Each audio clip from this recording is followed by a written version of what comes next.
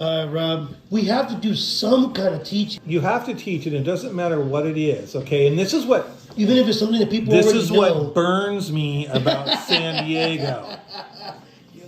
Everyone's so damn hush-hush about everything, and it's all about this.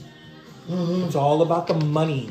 It's everyone's like, I'm in a tournament. I can't tell you anything. It's like, dude, very few clubs. There are some clubs, and I won't mention the club name, but they're awesome. And I know a lot of the members, and I've been there during their tournaments, and I've seen them go, who's catching what on what? Because I am struggling. I've actually seen people give baits away, and then the person who gave the baits away lost to the person they gave the baits to. Yeah. Okay, so now that's cool. When you're in a club, you're supposed to be sharing. And I think you should share on fishing, period. Yeah. You don't have to go, okay, so I buy this exact bait with this exact thing, and I fish it this exact way at this exact spot with this exact thing at this exact time. And you don't have to do any of that.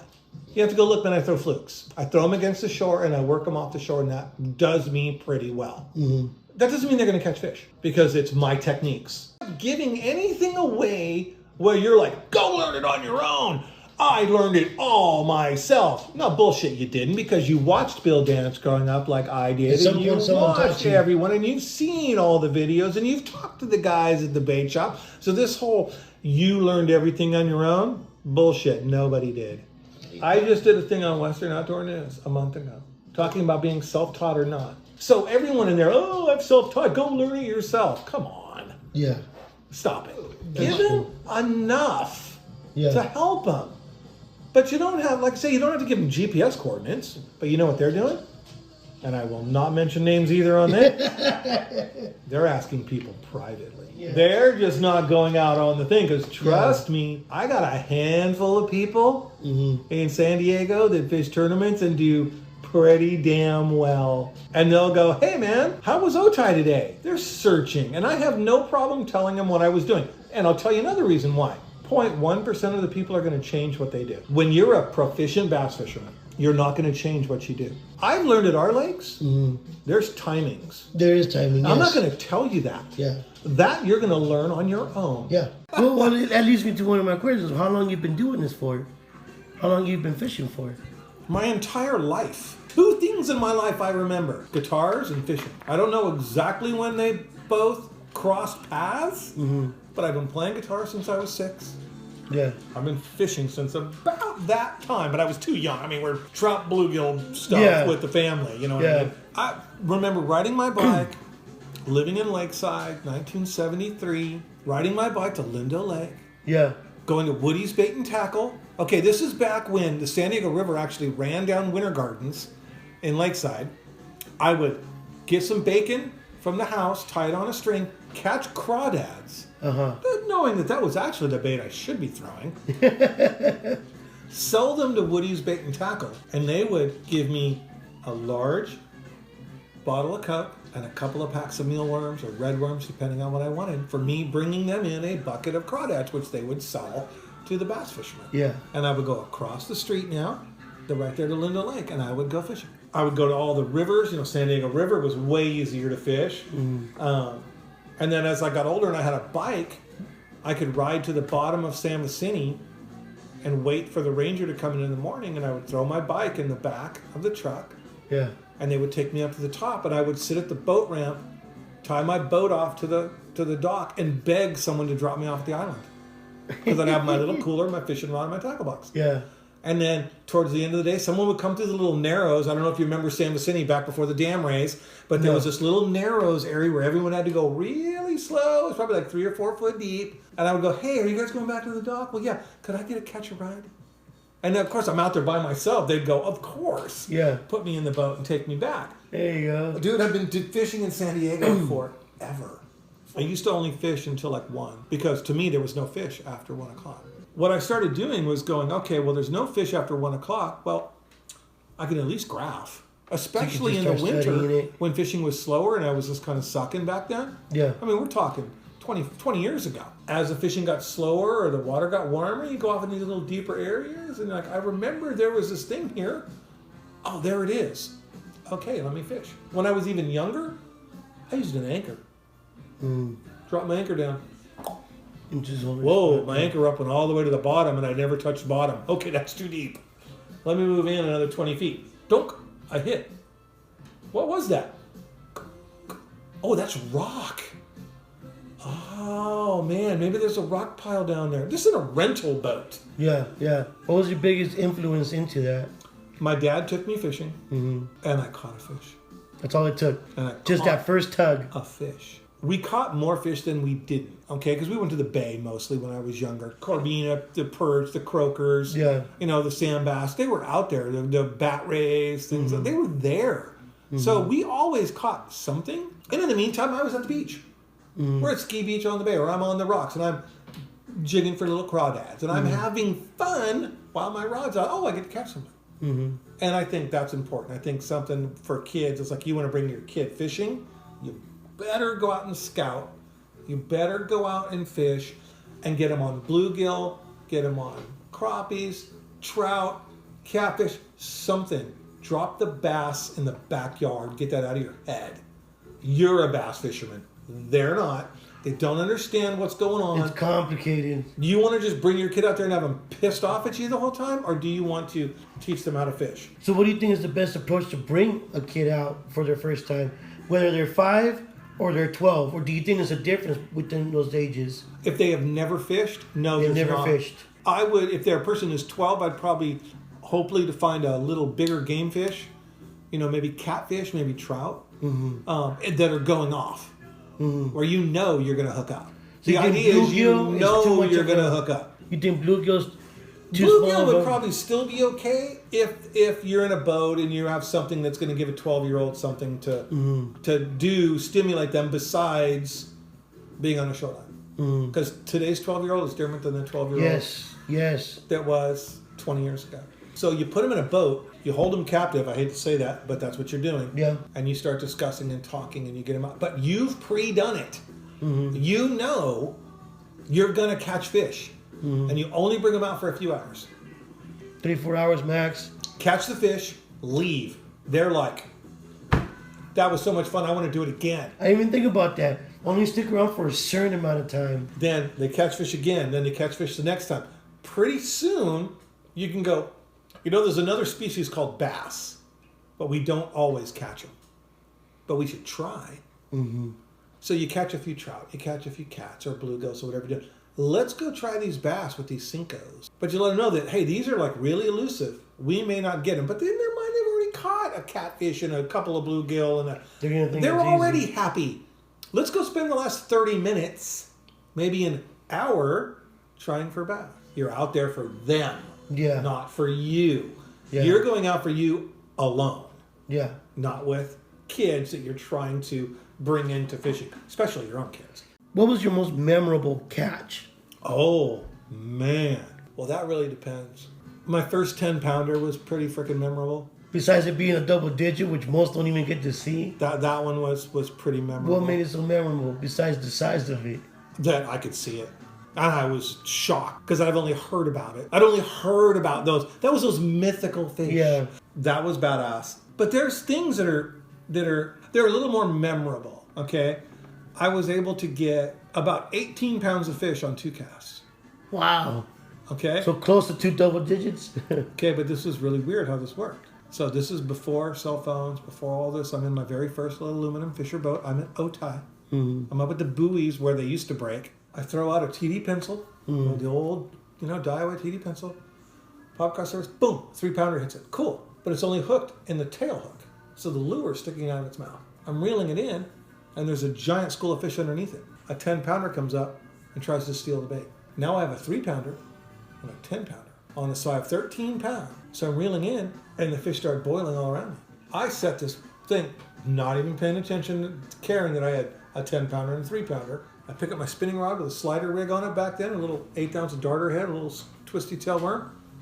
Hook another one, land a 5-pounder. Go back down, pick up that rod, reel them up, grab my net, and bring both the 10 and the 3 in the boat. Wow. And I had people around me going, no way. No way. Yeah. It's one of those things, no matter how hard you try, Oh, it'll never happen again. Yeah. It'll never happen again. So do you think that big fish school together? I have no idea. I think that I've seen schools between like 3 to 7 pounders. I've never seen schools of 10 pounders. The reason I'm asking that made me think of something that happened a couple of weeks back at Barrett. We got to this one spot. He hooked on a solid 4-pounder, then a 5-pounder, and then he caught a 7-pounder in the same area. Of course. Sure. Because you found that one area where there were some bigger fish. And there were probably 3-pounders in there in the whole bit, but where you were casting and what you were doing. It just so happened to be there was 3 big fish. You did the right thing at the right time. I am fishing because I want to fish. I want to get up every weekend because I want to fish. You want for the fun of it. Here's the difference. Not because I have to. Okay? And that's hard. Okay? There's guys that fish because they have to, not because they want to. That takes the fun out of it, though. I think it does. I talk to guys that go, well, I have to fish this lake for the next 4 weeks because I have a tournament in a month. I'm like, this lake sucks. This lake ain't pulling out anything but 12-pound limits. This other lake over here, we're getting 20, 25-pound limits, dude. I know, but I got to fish this lake. It's like, you are forced to do that. It's like having a job. It's the whole reason of being out there. Do the complete opposite. There it is. You just said it. It's like, is this a job? I am not going to turn my fishing and what I enjoy as entertainment and fun into a job. So we were talking about this earlier before we started recording. What is your favorite style? Oh, man. Okay, well, your favorite style and the one you're best at. I'm a shad pattern fisherman. Okay, and we mentioned that my son brought that up to me when we were fishing out, before he went back off to school for a senior year. And subconsciously, I never paid attention to it. But until he mentioned it, and I was like, I'm a shad pattern fisherman. I'm a power fisherman. Okay? Even when I fish light braid, I have a 14-pound leader tied to it. A lot of people don't do that. Okay, so I'm fishing 5 and 6-pound braid with a 14-pound leader. I'm only using the braid so I can cast at a great distance with a light bait. And then my fluorocarbon leader actually adds weight as well as my hook and my bait, and I can cast it further. Other than that, I fish straight braid. Top water, flukes, Cinco, and I don't care what clarity the water is. And I laugh at my buddies. And they go, I busted one off. I'm like, how?